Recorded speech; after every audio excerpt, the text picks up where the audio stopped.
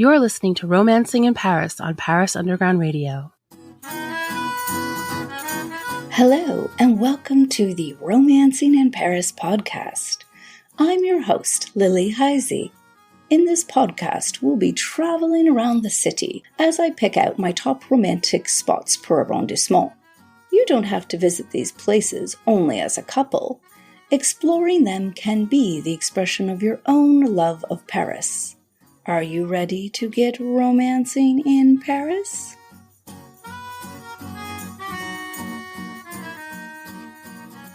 Hello, and welcome back to Romancing in Paris. In this latest edition of the podcast, we're continuing with our second round of the arrondissements, which brings us back to the 19th district. Located in the northeast of the city, this is a district of great contrasts, quite similar to the 13th. Both districts contain charming village-like clusters, which are unfortunately hidden in the shadow of Paris's thankfully minimal examples of modernism.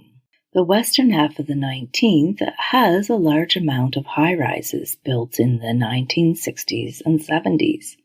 However, the center-east of the district, closer to the district city hall, has a number of charming delights. Many of these surround one of Paris's largest green spaces, a place which is also intrinsically linked to the history of the district, and our destination for this episode. Grab your chérie and your picnic basket. We're going to the Parc des Buttes Chaumont. Meaning hill in French, we've already visited a few buttes on the podcast. La Butte de Montmartre, La Butte Bougère, which we learned about in the first episode on the 19th, and now Les Buttes Chaumont. Let's dig, pun intended, a little deeper into the history of the land now occupying this park much loved by Parisians. As we've discussed in previous episodes of the podcast, the outer arrondissement of today's Paris became part of the capital in 1860. Different places used to occupy the former land surrounding the capital, namely villages, farmland, and stone quarries. Stone quarries. We haven't talked too much about these on the podcast yet. Montmartre had an important quarry, which was beneath where Sacré-Cœur is today. And thousands of people visit a former quarry found down in the south of Paris, probably without even knowing that it was a quarry, because it is now under the guise of its second incarnation, the catacombs. In addition to building wide boulevards and elegant housing blocks, the designer of the new Paris of the mid-1800s, Baron Haussmann, also added new parks and undertook urban renewal projects. The Buttes Chaumont brings together both of these activities. Meaning bald hill, chauve mont in French, Les Buttes Chaumont had something of a troubled past. From the 13th to 18th centuries, the hill was where hanged criminals were displayed after their execution. Yikes. It then served as a sewage dump for Paris, which one can easily imagine made it even less of a pleasant sight, as well as polluting its lands.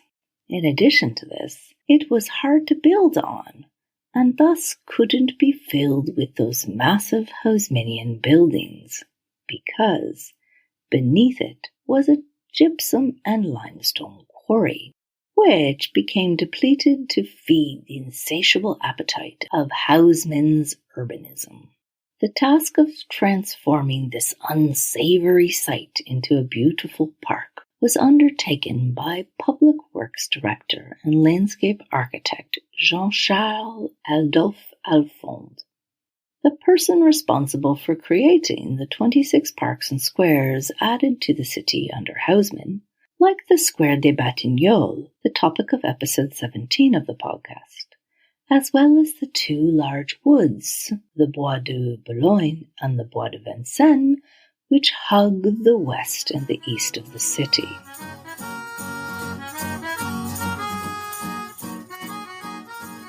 Completed in 1867, in time for the opening of Paris's second Universal Exposition, or World's Fair, Les Buttes Chaumont was similar to the other green spaces Alphonse created, which followed the principles of an English garden. That is, a more natural space with meandering paths and large lawns, unlike the strict formal jardin à la française, with its manicured, tamed nature. Although the look of the sprawling 24-hectare, 61-acre park is more natural, its creation involved some high-tech aspects.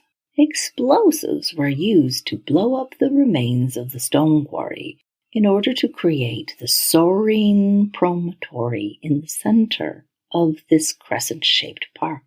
Hydraulic pumps were installed to transport water from the Canal de l'Ourcq in order to create the waterfall and the lake. And a new building material, reinforced concrete, was used to make fake wooden log fences and other decorative features, some of which still exist today. Lastly, the late 19th century master of engineering himself, Gustave Eiffel, designed the 63-meter-long suspension bridge which hangs above the lake, and by which you can access the Belvedere and its temple. Wait a minute, I'm jumping a bit ahead of myself. Maybe it's time we visit the park together virtually.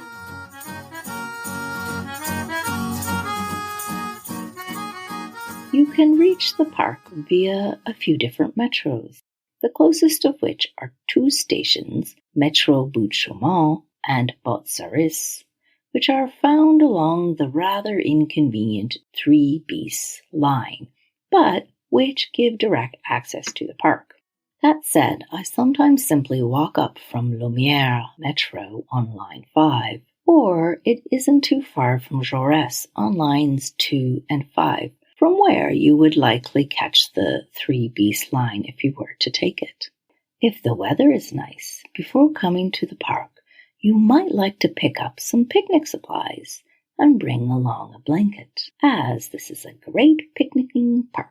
It's so lovely and relaxing, but you're also allowed to sit on the grass all throughout the park, contrary to some of the other parks in Paris, like the Tuileries and most of the Luxembourg Garden, where the grass is mainly off limits. If you're looking for supplies not far from Les Buttes Chaumont, you could stop by the Marché Secretin, one of the historic market halls, also created during the Haussmann era.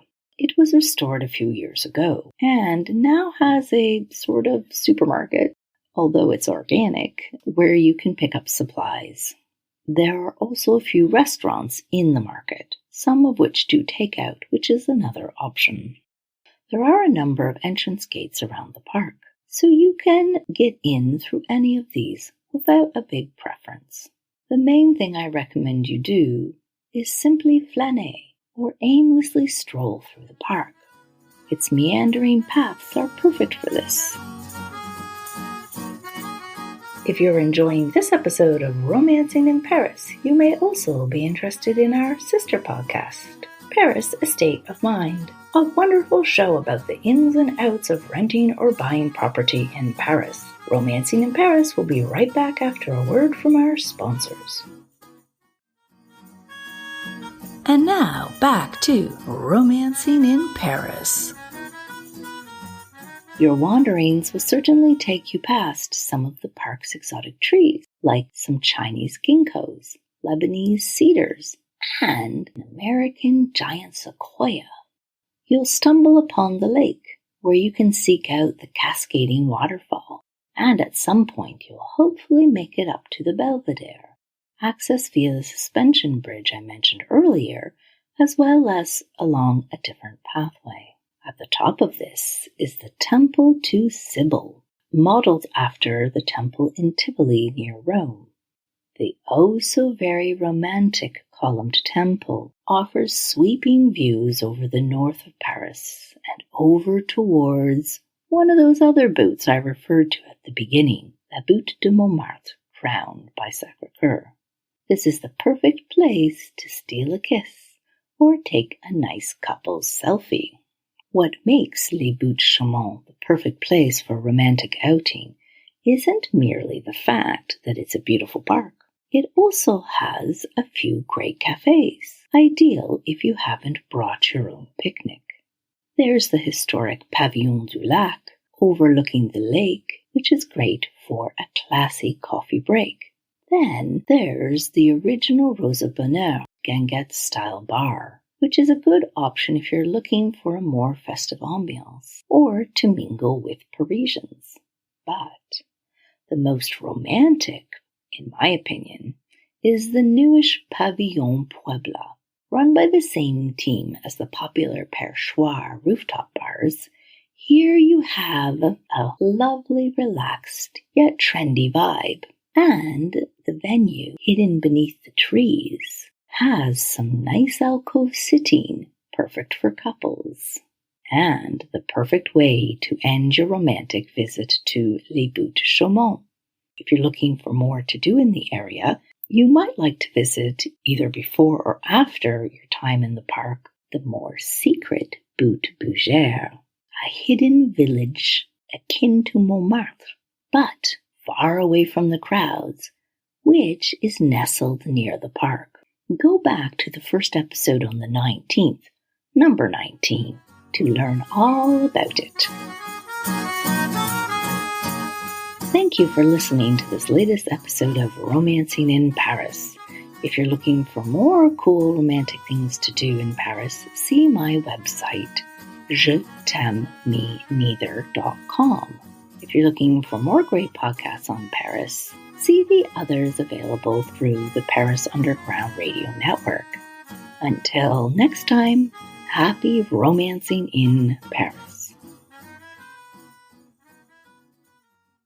This episode of Romancing in Paris was produced by Jennifer Garrity for Paris Underground Radio. For more on this show and shows like it, please visit parisundergroundradio.com.